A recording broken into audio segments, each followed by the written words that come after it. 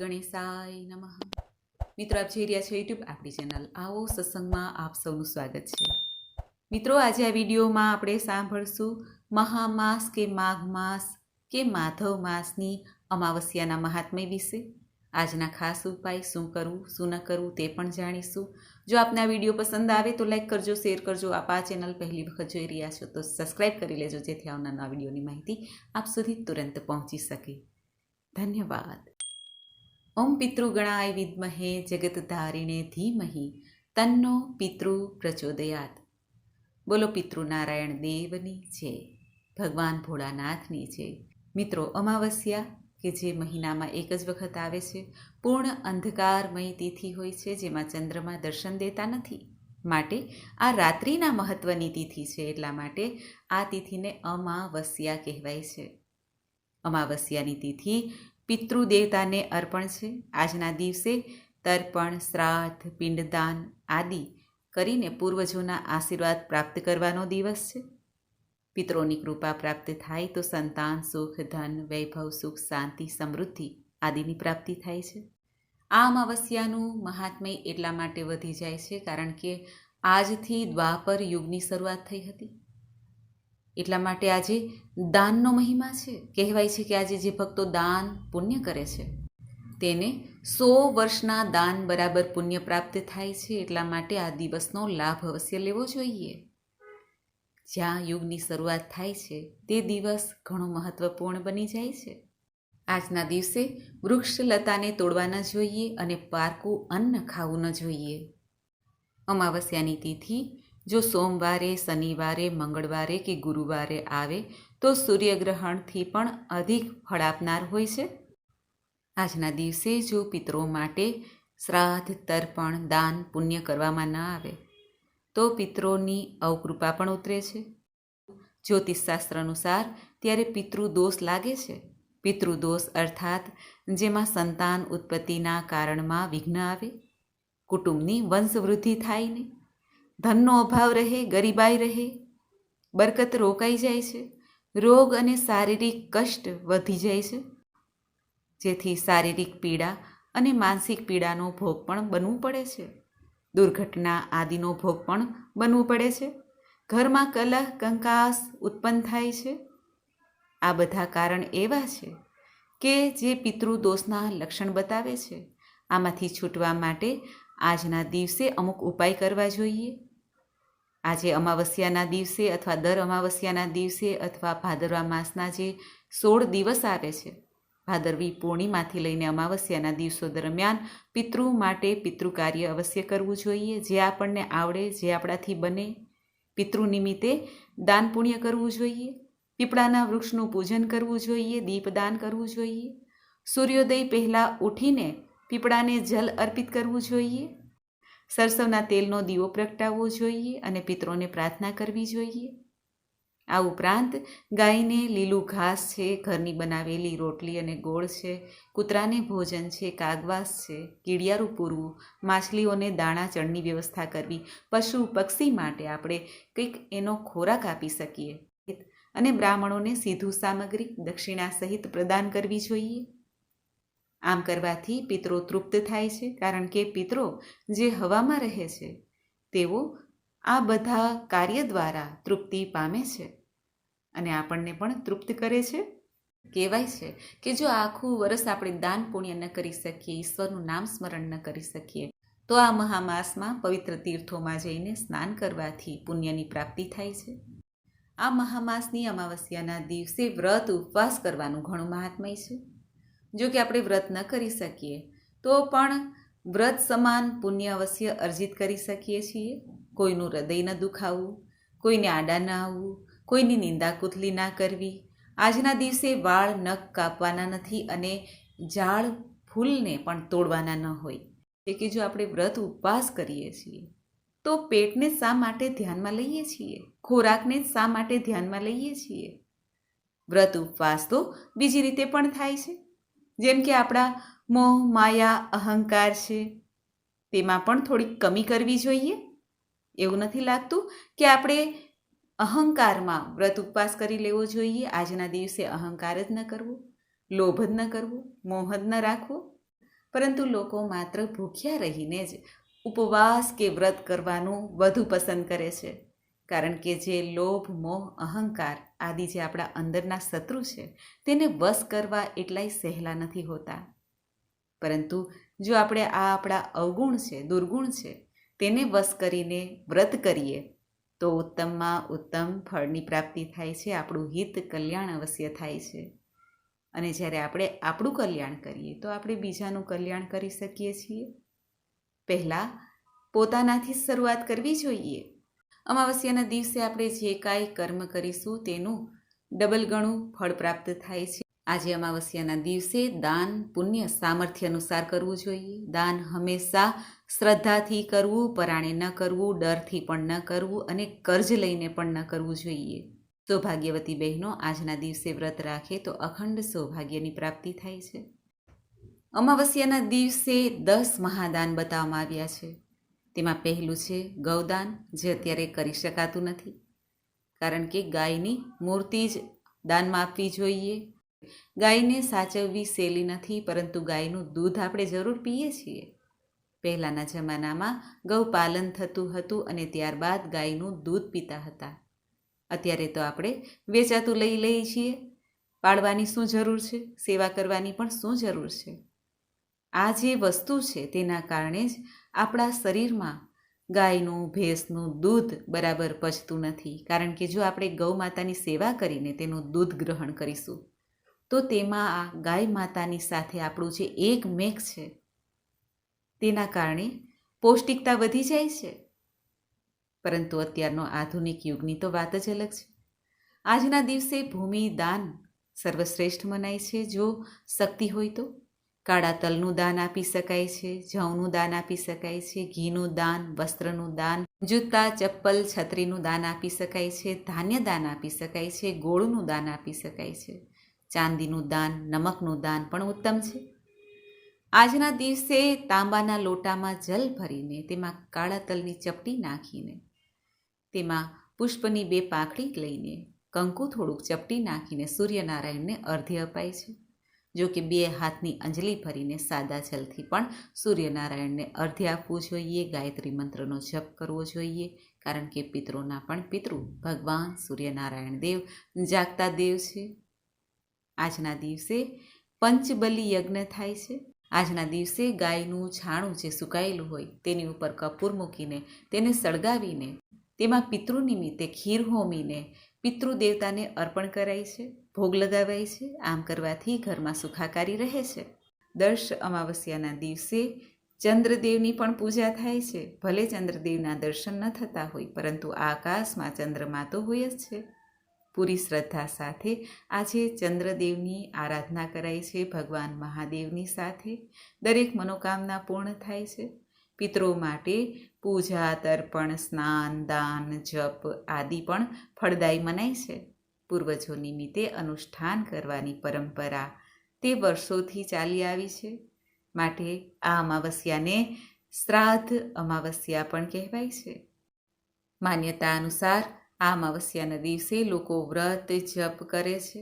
વ્રત રાખવાથી સૌભાગ્યની પ્રાપ્તિ થાય છે. ભગવાન શિવ અને પાર્વતી દેવીની પૂજા થાય છે. આજના દિવસે ભગવાન મહાદેવની પૂજા આરાધના કરવાથી જીવનમાં શીતલતા, શાંતિ પ્રદાન થાય છે. શાસ્ત્રોમાં કહેવાનું છે કે આજના દિવસે પૂર્વજ ધરતી પર આવે છે, પોતાના પરિવારજનોને આશીર્વાદ આપે છે. એટલા માટે જ અમાવસ્યાની તિથિના દિવસે આપણે પૂર્વજો નિમિત્તે કંઈક ને કંઈક દાન પુણ્ય કરીએ છીએ, સ્મરણ કરીએ છીએ. ફોટો રાખવાની જરૂર હોતી નથી ઘરમાં, પરંતુ રાખ્યો હોય તો પણ આજે પૂર્વજો નિમિત્તે દાન પુણ્ય અવશ્ય કરીએ, જેથી પૂર્વજોના આશીર્વાદ પ્રાપ્ત થાય. આજની તિથિ તે પિતૃદોષ મુક્તિ માટે પણ અત્યંત મહત્વપૂર્ણ છે. જો કાલસર્પ દોષ હોય, વિષ યોગ હોય, અંકારક યોગ હોય, આદિ છે કુંડળીમાં યોગ હોય, તે સારા પંડિતો, બ્રાહ્મણોને કુંડળી બતાવીને તેમની વિધિ આજના દિવસે કરી શકાય છે. આજના દિવસે તીર્થોમાં જઈને પવિત્ર નદીના કિનારે બેસીને અથવા તળાવના કિનારે બેસીને પિતૃ નિમિત્તે દાન તર્પણ થાય છે. પીપળાના વૃક્ષની પૂજા થાય છે. તુલસી માતાજીની પૂજા થાય છે. જો કેરિયરમાં કે આર્થિક સ્થિતિમાં પરેશાની હોય, પારિવારિક કલહ રહેતો હોય તો અમાવસ્યાના દિવસે પૂજા પાઠ કરવામાં આવે આપણા ઈષ્ટદેવની, પિતૃઓ માટે પણ, તો દુઃખનું નિવારણ અવશ્ય થાય છે. આપણી ઉપર પિતૃ ઋણ હોય છે. ઘણા કહે છે કે ભૂતોની પૂજા થતી નથી. ભગવાન શ્રી કૃષ્ણએ ગીતામાં કહ્યું છે કે જે મનુષ્ય જે પૂજા કરે છે એને હું એ પ્રદાન કરું છું. ભૂતોની પૂજા કરનાર ભૂતોને પ્રાપ્ત થાય છે, દેવોની પૂજા કરનાર દેવોને, અને સ્વયં ભગવાન શ્રી કૃષ્ણની પૂજા કરનારને પ્રભુ સ્વયં પ્રાપ્ત થાય છે. માટે પિતૃઓની પૂજા તે ભૂતની પૂજા પણ કહેવાય છે. એટલા માટે આજે ભૂતનાથ ભગવાનની પૂજા કરવી સર્વશ્રેષ્ઠ મનાય છે. દર અમાવસ્યાના દિવસે પિતૃ દોષમાંથી મુક્તિ અર્થે ભગવાન મહાદેવની પૂજા કરવી ઉત્તમ છે. ભગવાન મહાદેવની સામે એક આખું શ્રીફળ ધરાય છે. નાગ નાગિનની જોડ સમર્પિત થાય છે. કાળા તલથી અભિષેક થાય છે. ગંગાજલ ન હોય તો શુદ્ધ જલથી પણ અભિષેક થાય છે. એક બિલ્વપત્ર ધરાય છે. ભગવાન મહાદેવના આશીર્વાદ પ્રાપ્ત થાય તો જીવનમાં આધિ વ્યાધિ ઉપાધિનું હરણ થાય છે. ત્રિશૂળ ધારણ કરનાર, ત્રિનેત્ર ધારણ કરનાર અને ત્રિપુંડ ધારણ કરનાર ભગવાન મહાદેવ કે જેમને બિલ્વપત્ર અત્યંત પ્રિય છે, એવા 3ના અંકમાં જોડાયેલા ભગવાન મહાદેવ શિવ છે, મહાગુરુ છે, જે જ્ઞાનના દેવતા છે, તંત્ર મંત્રના દેવતા છે. તેમની આરાધના તેમની શક્તિ સહિત દેવી પાર્વતી સહિત કરવાથી જીવનમાં તમામ વ્યાધિ નષ્ટ થાય છે. ગ્રહ દોષ બાધા તો શું છે? આપણા ઘરમાં કોઈ નવીન વસ્તુની ખરીદી છે, કોઈ મંગલ કાર્ય છે, તે કરાતા નથી. પરંતુ જન્મ મૃત્યુ છે, શ્રીમંત સંસ્કાર છે, તેને તો કોઈ રોકી શકતું નથી. જે પ્રસંગ કુદરતી રીતે થાય છે તે કરી શકાય છે, પરંતુ ખાસ મુહૂર્ત આ દિવસનું કઢાતું નથી. કારણ કે આ દિવસ તે દેવતાઓના પૂજનનો છે, પિતૃઓના પૂજનનો છે, જે દેવંગત થયા છે તેમના સ્મરણ માટે છે. એટલા માટે આપણે નવીન કાર્ય કરતા નથી. આ અમાવસ્યાના દિવસે ખાસ પૂજા પણ થાય છે. અમાવસ્યાનું જે ભક્તો વ્રત રાખે કે ન રાખે, આજે બ્રહ્મ મુહૂર્તમાં ઉઠીને પવિત્ર તીર્થોનું સ્મરણ કરીને સ્નાન કરી લેવું જોઈએ, શુદ્ધ વસ્ત્ર ધારણ કરી લેવા જોઈએ. અને જેઓ તીર્થોમાં છે તે તો તીર્થ જલથી સ્નાન કરશે જ. ત્યારબાદ ભગવાન મહાદેવનું સ્મરણ કરીને આપણા ઘરના મંદિર પાસે આવીને ઘરના મંદિરની સફાઈ કરવી અને સંકલ્પ કરવો વ્રતનો. જો વ્રત કરવાના ઈચ્છુક હોય તો શિવ, પાર્વતી, ચંદ્રમા, તુલસીજીની પૂજા કરવી, આખા ઘરમાં ગંગાજલનો છંટકાવ કરવો, મંદિરમાં દીપક પ્રગટાવવો, ભગવાન મહાદેવના જો ઘરમાં આપણે નાનકડા શિવલિંગ રાખ્યા હોય અંગૂઠા જેવડા, તો તેની પૂજા કરવી, અથવા મંદિરોમાં જઈને પણ પૂજા કરી શકાય છે. ભગવાન મહાદેવને શુદ્ધ જળ છે અથવા ગંગાજળ છે, કાચું દૂધ, મધ, દહીં, પુષ્પ, ધતુરો, અક્ષત, ચંદન, રોલી, તુલસીદલ, બિલ્વપત્ર અને પંચામૃત ચઢાવવા જોઈએ. ફરી શુદ્ધ જલથી શિવલિંગને સાફ અવશ્ય કરવા. ત્યારબાદ ભગવાન મહાદેવ અને દેવી પાર્વતીનું સ્મરણ કરીને દેવી પાર્વતીને 16 શૃંગારની સામગ્રી ભેટ આપી શકાય છે. મહાદેવને ધોતી ઉપરણ પ્રદાન કરી શકાય છે. ભગવાન મહાદેવની સમક્ષ ધૂપ, દીપ, નૈવેદ્યમાં વિવિધ ફળ સિઝનના હોય છે, પંચમેવા હોય છે, મીઠાઈ હોય છે, તે ધરી શકાય છે. ભગવાન મહાદેવના મંત્રનો જાપ કરવો અને ચંદ્રમા માટે પણ સ્તુતિ કરવી. ત્યારબાદ દર્શ અમાવસ્યાની કથા સાંભળવી. ભગવાન મહાદેવના ચાલીસા પાઠ કરી શકાય છે, સ્તુતિ કરી શકાય છે. પૂજાના અંતમાં ભગવાન મહાદેવની મંગલ કામના કરીને આરતી ઉતારાય છે. આજના દિવસે ભગવાન લક્ષ્મી નારાયણ દેવની પણ પૂજા થાય છે. અમાવસ્યાની તિથિ તે લક્ષ્મીજીના જન્મની તિથિ મનાય છે. આપણે દિવાળીનો ઉત્સવ મનાવીએ છીએ તે અમાવસ્યાની તિથિ છે. માટે આખું વર્ષ પણ લક્ષ્મીજીનું આપણે અમાવસ્યાની તિથિના દિવસે સ્મરણ કરીએ છીએ. આજે લક્ષ્મી નારાયણ દેવની પૂજા ઉપાસના કરીને, તુલસી માતાજીની પૂજા કરીને તુલસી દલ પ્રભુના શ્રી ચરણોમાં ધરાય છે. લક્ષ્મીજીને તુલસી દલ ધરવા નહીં, પરંતુ લાલ પુષ્પ ચડાવી શકાય છે, કમળ પુષ્પ ચડાવી શકાય છે. આજે ભગવાન શ્રી હરિની પ્રસન્નતા અર્થે વિષ્ણુ સહસ્ત્ર નામ કરાય છે. શ્રીયંત્રનું પૂજન થાય છે, માતા મહાલક્ષ્મી પ્રસન્ન થાય છે, લક્ષ્મી સ્તુતિ થાય છે. લક્ષ્મીજીનું સ્મરણ કરીને દીપદાન કરાય છે. અખંડ દીપ પણ પ્રગટાવાય છે આખી રાત્રિએ, કારણ કે આ અમાવસ્યાની તિથિ છે. દીપદાનનું ઘણું મહાત્મય છે. શિવ મંદિરે જઈએ કે કોઈ પણ મંદિરે જઈએ, નદી તળાવના કાંઠે, કૂવાના કાંઠે, ચાર ચોક પાસે દીપદાન કરવાથી જીવનમાં સુખ શાંતિ બની રહે છે એવું કહેવાય છે. આજે ભગવાનની પૂજા ઉપાસના કરીને વ્રતનો સંકલ્પ કરાય છે. વ્રતના પારણા બીજે દિવસે કરાય છે. વ્રતમાં એક ટાઈમ ભોજન લઈ શકાય, સાત્વિક રાત્રિનું ભોજન હોય છે અને બધાનું સાત્વિક ભોજન હોય, દાન પુણ્ય કરવું. આજના દિવસે અમુક નિયમ પણ પાલન કરવા કરવી જરૂરિયાતમંદને આપણે દાન પુણ્ય કરી શકાય છે. પિતૃ નિમિત્તે અન્ન, ધન, ભોજન, વસ્ત્ર, જૂતા, ચપ્પલ, આ ઉપરાંત બ્રાહ્મણોને કાચું સીધું દક્ષિણા સહિત અપાય છે, જેથી આપણા પિતૃદેવતા આ બધી વસ્તુથી તૃપ્ત થાય. પીપળાના વૃક્ષના થડમાં જલ અર્પિત થાય છે. પીપળાના વૃક્ષની 7 પ્રદક્ષિણા થાય છે. 108 પણ પ્રદક્ષિણા કરી શકાય છે. પીપળો કે જે સર્વદેવમય છે, પિતૃઓનું પણ સ્થાનક કહેવાય છે. માટે પીપળાના વૃક્ષ નીચે સરસવના તેલનો દીપક પ્રગટાવીને અથવા તલના તેલનો દીપક પ્રગટાવીને મીઠાઈ અર્પિત કરાય છે. ખીરનો ભોગ લગાવી શકાય છે.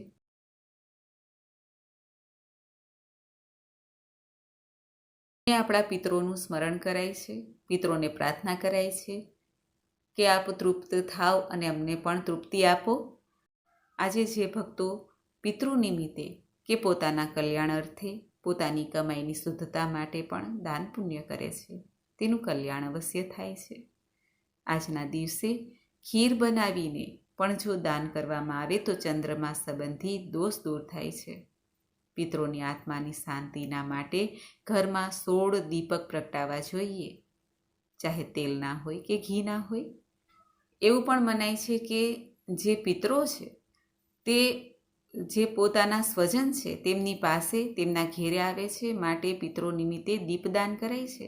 દક્ષિણ દિશા તરફ મુખ રાખીને દીપદાન કરી શકાય છે, જે યમની દિશા કહેવાય છે. ઘરના આંગણે પણ દીપદાન કરી શકાય છે. તુલસી ક્યારે દીપદાન કરી શકાય છે. અને આપણા ઈષ્ટદેવની સામે પણ આપણે દીવો પ્રગટાવીએ છીએ. આ રીતે આજે રાત્રિએ ખાસ દીપદાન કરવું જોઈએ. જે ઊંચી સ્થાન હોય, મિષ્ઠાન, પૂરી આદિ પણ રાખવું જોઈએ, જેથી આપણા પિતૃઓ આવે તો તે ભૂખ્યા ન જાય પાછા. આજે એક જ દિવસ છે જે અમાવસ્યાનો દિવસ છે, જેમાં આપણે પિતરોની પૂજા કરીએ છીએ. માટે એટલું ધ્યાન રાખવું કે આજે વાતાવરણ અંધકારમય હોય, રાત્રિના સમયે બાળકો, ગર્ભવતી મહિલાઓ, વૃદ્ધો અથવા કોઈ પણ વ્યક્તિ કામ વગર બહાર ન જાય. અને કોઈ એવી જગ્યા છે જે ખાલી પડેલી છે, સ્મશાન છે, કબ્રસ્તાન છે, ત્યાંથી રાત્રિના સમયે નીકળતા પહેલાં ધ્યાન રાખવું, ઈશ્વરનું સ્મરણ કરવું. એવું કહેવાય છે કે આજની રાત્રિમાં નકારાત્મક પ્રભાવ વધુ જોવા મળે છે. માટે હનુમાન ચાલીસાનો પાઠ કરવો પણ ઉત્તમ મનાય છે. શ્રી હનુમાનજીની પણ રાત્રિના સમયે પૂજા થાય છે. આજના દિવસે કાળ ભૈરવ, બટુક ભૈરવ મહારાજની પણ પૂજા થાય છે, જે માતાજીના પરમ ભક્ત છે, રક્ષક છે. આ રીતે અમાવસ્યાની તિથિનું મહાત્મ્ય કહેવામાં આવ્યું છે. હવે આપણે સાંભળીએ અમાવસ્યાની વ્રત કથા. બોલો ભગવાન શક્તિપતિ મહાદેવની જય. વર્ષો પહેલા કાંજી નામનું નગર હતું. એ નગરમાં દેવસ્વામી નામે બ્રાહ્મણ રહેતા હતા. એ બ્રાહ્મણની પત્નીનું નામ ધનવતી, સાચે જ તે લક્ષ્મીજીના અવતારરૂપ હતી. આ બ્રાહ્મણ બ્રાહ્મણીને 7 પુત્રો અને એક ગુણવંતી નામની પુત્રી હતી. 7 ભાઈઓ પરણેલા, પરંતુ ગુણવંતી કુંવારી હતી. ગુણવંતીને લાયક વરની શોધખોળ ચાલી રહી હતી, પણ ક્યાંય વર જળતો ન હતો. તેવામાં એક બ્રાહ્મણ તેમને ત્યાં આંગણે આવીને ભિક્ષા માંગે છે. 7 વહુઓએ બ્રાહ્મણને ભિક્ષા આપી. બ્રાહ્મણે અખંડ સૌભાગ્યવતીના આશીર્વાદ આપ્યા. ગુણવંતી પણ ભિક્ષા લઈને બ્રાહ્મણ દેવને ભિક્ષા આપવા ગઈ. ત્યારે બ્રાહ્મણ બોલ્યા, ધર્મવતી થા. એવા આશીર્વાદ આપીને બ્રાહ્મણ દેવ તો રવાના થયા. ગુણવંતી પોતાની મા પાસે બ્રાહ્મણે આપેલા આશીર્વાદની વાત કરી. બાબા, મહારાજે મારા ભાભીઓને અખંડ સૌભાગ્યવતીના આશીર્વાદ આપ્યા, જ્યારે મને ધર્મવતી થા એવા આશીર્વાદ કેમ આપ્યા? ગુણવંતીની વાત સાંભળીને ધનવતી તેની સાથે આવીને તે મહારાજને પ્રણામ કરીને પૂછે છે કે હે મહારાજ, આપે મારા દીકરાની વહુઓને અખંડ સૌભાગ્યવતીના આશીર્વાદ આપ્યા, જ્યારે મારી પુત્રીને ધર્મવતી થા એવા આશીર્વાદ કેમ આપ્યા? ત્યારે મહારાજે કહ્યું, બાઈ, જ્યારે આ દીકરીના લગ્ન થશે, સપ્તપદીની વિધિ થશે, ત્યારે તમારો જમાઈ મરણ પામશે, એટલે મેં તમારી દીકરીને ધર્મવતી થા એવા આશીર્વાદ આપ્યા. મહારાજની વાત સાંભળીને ધનવંતી તો રડવા જેવી થઈ ગઈ અને કંઈક ઉપાય બતાવવા મહારાજને આજીજી કરવા લાગી. ત્યારે મહારાજે કહ્યું, બાઈ, જો તારે ઘેર સોમાં આવે અને તું તેનું પૂજન કરે તો તારી દીકરી વિધવા થતી બચે. ત્યારે ધનવંતીએ પૂછ્યું, મહારાજ, આ સોમા કોણ છે? ક્યાં રહે છે? ત્યારે મહારાજ કહે છે, બાઈ, સોમા સિંહલ દ્વીપમાં રહે છે અને તે જાતથી ધોબણ છે. આમ કહીને મહારાજ તો આગળ ચાલવા માંડ્યા. સાંજ થઈ. દેવસ્વામી ઘેરે આવ્યા. ધનવંતીએ મહારાજે જે કહેલી વાત હતી તે દેવસ્વામીને કહી અને પોતાના દીકરાઓને બોલાવીને પણ કહ્યું, આપણી બહેન ગુણવંતીના નસીબે વિધવાપણું લખાયું છે, પણ જો સિંહલ દ્વીપમાં રહેતી સોમા અહીં આવે તો વિધવાપણું ટળે, અટકે. માટે તમારામાંથી કોઈ સોમાને લઈને આવો. આ વાત સાંભળીને સાતેય ભાઈઓ વિચારમાં પડ્યા. કોઈ જવા માટે તૈયાર ન થયું. સાતેય છોકરાઓને ચૂપ રહેલા જોઈને દેવસ્વામી બોલ્યા, હું તો સાતેય પુત્રે વાંઝ્યો જ રહ્યો. ને આવતું વિધવાપણું અટકાવવા માટે એકય દીકરો નથી, એટલે મારે જાતે જ આ ઉંમરે સિંહલ દ્વીપમાં જવું રહ્યું. પિતાજીના આ શબ્દો સાંભળીને સૌથી નાનો શિવસ્વામી બોલ્યો, બાપા, મારા જીવતા તમારે સિંહલ દ્વીપ જવાનું હોય ભલા? હું બહેનને લઈને સિંહલ દ્વીપ જઈને સોમાને લઈ આવીશ. આમ કહીને શિવસ્વામી ગુણવંતીને લઈને સિંહલ દ્વીપ જવા માટે તૈયારી કરવા લાગ્યો. ભાઈ બહેન શુભ સુકન જોઈને સિંહલ દ્વીપ તરફ ચાલ્યા. રાત અને દહાડો ચાલે છે. થાક લાગે છે ત્યારે બેસે છે. ભૂખ લાગે ત્યારે કંઈક ફળ નજરે પડે તો ખાઈ લે છે. નદી કે કૂવો આવે તો પાણી પી લે છે. ચાલતા ચાલતા સમુદ્ર કિનારે આવ્યા. ત્યાં એક વડના ઝાડ નીચે બેસીને સમુદ્ર કેમ ઓળંગવો તેનો વિચાર કરવા લાગ્યા. એ વડના પોલાણમાં ગીધ અને તેના બચ્ચા રહેતા હતા. ગીધના બચ્ચાઓને માટે ખાવાનું લઈ આવ્યું ને બચ્ચાને કહ્યું, લ્યો ખાવ. પણ બચ્ચા તો ન હાલે કે ન ચાલે. ખોરાક સામુએ જોતા નથી. ત્યારે ગીધે કહ્યું, ખાવ ને, ખાતા કેમ નથી? જુઓ તો ખરા, ભાવે તેવો ખોરાક છે. ત્યારે બચ્ચાઓએ કહ્યું, અમારે ગળે આ ખોરાક કેમ ઉતરે? જુઓ તો ખરા, પેલા બ્રાહ્મણના છોકરા ભૂખ્યા તરફડે છે. ગીધે ભાઈ બહેનને જોયા એટલે આણેલો ખોરાક લઈને તે ભાઈ બહેન પાસે આવ્યા અને કહેવા લાગ્યા, તમે ભૂખ્યા છો તો આ ખાઓ, પછી તમારે જે કામ હોય તે મને કહેજો, હું તે કામ કરી આપીશ. શિવસ્વામીએ કહ્યું, હે ગીધરાજ, અમારે સમુદ્રની સામે પાર જવું છે, જ્યાં સિંહલ દ્વીપ છે. ત્યાંથી મારી બહેનને વિધવા થતી અટકાવવા માટે સોમા ધોબણને લાવવાના છે. એ કામ જ્યાં સુધી પૂરું ન થાય ત્યાં સુધી ખાવા પીવાનું ભાવે તેમ નથી. ગીધે ઘણું સમજાવ્યું, તેમને ખવડાવ્યું.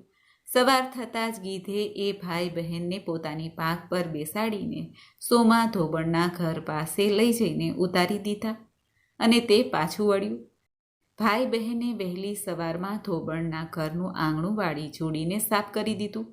આમ એક દહાડો સોમા પોતાના છોકરાની વહુને કહ્યું, આપણું આ આંગણું સાફ કરીને રોજ કોણ લીપે છે? વહુઓને ખબર નહીં, પછી શું જવાબ આપે? એટલે સોમાએ વિચાર્યું, કોણ લીપે છે તે જાણવું જોશે. તે સંતાઈને રાતના જાગે છે. રોજ નિયમ પ્રમાણે સવારમાં ભાઈ બહેન આંગણું સાફ કરીને લીપવા બેઠા. એટલામાં સોમા તેમની પાસે આવીને કહેવા લાગ્યા, તમે કોણ છો અને શા માટે મારું આંગણું લીપો છો? ત્યારે શિવસ્વામી કહે છે કે અમે બ્રાહ્મણના બાળકો છીએ. શિવસ્વામીના શબ્દો સાંભળીને સોમા તો બૂમો પાડવા લાગ્યા, રડવા લાગ્યા અને કહેવા લાગ્યા, અરે રે, આ તો ઉલટી ગંગા વહી. મારું ધોબણનું આંગણું બ્રાહ્મણના છોકરા લીપે. અને મહારાજ, આ તમે શું કરી રહ્યા છો? મને પાપમાં નાખી રહ્યા છો? એટલે શિવસ્વામીએ કહ્યું, આ મારી બહેન ગુણવંતીના નસીબે ચોરીમાં રંડાપો લખાયો છે, પણ લગ્ન પ્રસંગે તમે જો હાજર રહો તો આવતો રંડાપો અટકે. એટલે તમને પ્રસન્ન કરવા માટે જ અમે આ કામ કરી રહ્યા છીએ. સોમા તો આ વાત સાંભળીને કહેવા લાગ્યા, મહારાજ, હું તમારી સાથે તમારે ત્યાં આવીશ. હવે કૃપા કરીને આ જે મારા આંગણાની સફાઈ કરો છો તે કામ રહેવા દો. પછી સોમાએ ઘરમાં જઈને વહુઓને બોલાવીને કહ્યું, મારી ગેરહાજરીમાં જો કોઈનું મોત થાય તો તમારે તે મળદાને મારા આવ્યા વિના બહાર કાઢવાનું નથી. વહુઓએ તેમ કરવા હા પાડી. એટલે સોમા શિવસ્વામી અને ગુણવંતીને લઈને આકાશ માર્ગે ઉડ્યા. જોતજોતામાં તો તે કાશી નગરીમાં આવી પહોંચ્યા. સોમાને લઈને શિવસ્વામી અને ગુણવંતી ઘેરે આવ્યા. ધનવતીએ સોમાનું પૂજન કર્યું. પછી ઉજ્જૈનમાં રહેતા રુદ્ર શર્મા સાથે ગુણવંતીના લગ્ન કર્યા. શુભ મુહૂર્તમાં આવતા લગ્નની તૈયારીઓ કરવા લાગ્યા. મંત્રોચ્ચાર સાથે લગ્નની વિધિ શરૂ થઈ ગઈ. સપ્તપદીની વિધિની શરૂઆત થતાં જ રુદ્ર શર્મા એકાએક મરણ પામ્યા. ત્યાં તો રો કકડ શરૂ થઈ. ધનવંતી તો માથું કૂટવા લાગી. નાનેથી મોટા દરેકની આંખમાં આંસુ આવી ગયા. લગ્ન મંડપમાં શુભ અવસરને બદલે રો કકડ શરૂ થયો. ત્યારે સોમાએ કહ્યું, ક્લેશ ના કરો, પરમાત્મા જમાઈને હમણાં જ બેઠા કરશે. આમ કહીને તેણે જે અમાવસ્યાનું વ્રત કર્યું હતું તે વ્રતનું પુણ્ય ગુણવંતીને આપ્યું. એટલે તરત જ રુદ્ર શર્મા બેઠા થયા અને રડતા હતા તે બધા હસવા લાગ્યા. લગ્નની વિધિ પૂરી થઈ. પછી સોમા બધાની રજા લઈને પોતાને ઘેર જવા માટે તૈયાર થઈ. સોમાએ જ્યારે ગુણવંતીને અમાવસ્યાનું પુણ્ય આપ્યું ત્યારે તેને ત્યાં પણ તેનો પુત્ર મરણ પામ્યો. પછી એનો પતિ અને જમાઈ પણ મરણ પામ્યા. સોમા તો ઉતાવળે ઘેરે જતા હતા. ત્યાં રસ્તામાં એક કપાસના ભારાવાળી ઘરડી ડોસી મળી. તે સોમાને કહેવા લાગી, બહેન, મારા માથાનો ભાર તો જરા ઉતારો. ત્યારે સોમાએ કહ્યું, માળી, આજે તો મારે અમાવસ્યાનું વ્રત છે, મારાથી કપાસનો ભારો ન અડકાય. ડોસીમાં તો આટલું કહીને આગળ ચાલતા થયા. એટલામાં મૂળાનો ભારો લઈને જતી એક બાઈ આવી. તેણે સોમાને કહ્યું, બહેન, ઓ બહેન, મારા માથા પરથી જરા ભાર તો ઉતારો, આપણે જરા બેસીને વાતો કરીએ. ત્યારે સોમાએ કહ્યું, ના રે ના બહેન, મારે આજે અમાવસ્યાનું વ્રત છે, મારાથી મૂળા ન અડકાય. આમ કહીને સોમા તો નદી પાસે ઊભેલા પીપળાના ઝાડ પાસે ગયા. નદી પાસે જ પીપળાનું વૃક્ષ હતું. ત્યાં જઈને વિષ્ણુ પૂજન કર્યું. 108 પરિક્રમા કરી અને આમ કરતા જ મરેલો પુત્ર અને પતિ જમાઈ બેઠા થયા. ચાલતા ચાલતા સોમા પોતાને ઘેરે આવ્યા. બધાને સાજા માજા જોઈને આનંદ પામ્યા. ત્યારે બહુઓએ પૂછ્યું, બા, આ બધા મરેલા જીવતા કઈ રીતે થયા?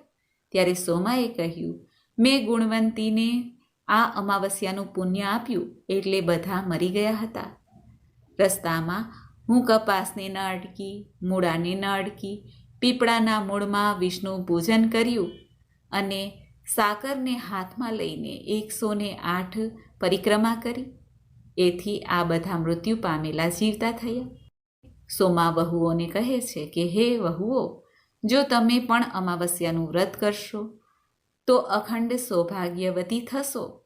સાસુમાની આ વાત સાંભળીને વહુઓ પણ આ અમાવસ્યાનું વ્રત કરવા લાગી અને વ્રતના પ્રભાવથી તે અખંડ સૌભાગ્યવતીને તો પ્રાપ્ત થઈ, તેના પુત્ર પૌત્રાદિ અર્થાત વંશવેલો પણ આગળ વધ્યો અને અંતે સ્વર્ગલોકને પ્રાપ્ત થયા. હે અમાવસ્યાના દેવતા ભગવાન શિવજી, હે નારાયણ, જેમ આપ સોમાને ફળ્યા તેવા આ વ્રત કરનાર, કથા કહેનાર, કથા સાંભળનાર સૌને ફળજો. બોલો અમાવસ્યાના દેવતાની જય. આ અમાવસ્યાના દિવસે 7 પ્રકારના અનાજ લઈને વસ્ત્રમાં વીંટાળીને તેને દાન પણ કરી શકાય છે અથવા વહેતી નદીમાં પ્રવાહિત કરી શકાય છે. વૃક્ષો પણ વાવી શકાય છે અથવા વૃક્ષોનું સિંચન પણ કરી શકાય છે. તેનાથી પણ પુણ્યની પ્રાપ્તિ થાય છે. તો મિત્રો, આપણે સાંભળીએ અમાવસ્યાના મહાત્મ્યની કથા, ઉપાય. મને આશા છે કે આપને આ વિડીયો જરૂર પસંદ આવ્યો હશે. આજના દિવસે ભગવાન સૂર્યનારાયણને અર્ધ્ય અવશ્ય આપવું, જે પિતરોના પણ પિતરો છે, અને ગાયત્રી મંત્રનો જપ કરવો. ઓમ ભૂર્ભુવસ્વઃ તત્સવિતુર્વરેણ્યમ ભર્ગો દેવસ્ય ધીમહિ ધિયો યો નઃ પ્રચોદયાત. બોલો પિતૃનારાયણ દેવની જય. મિત્રો, મને સાંભળવા માટે ધન્યવાદ. આપ સૌને મારા જય શ્રી કૃષ્ણ.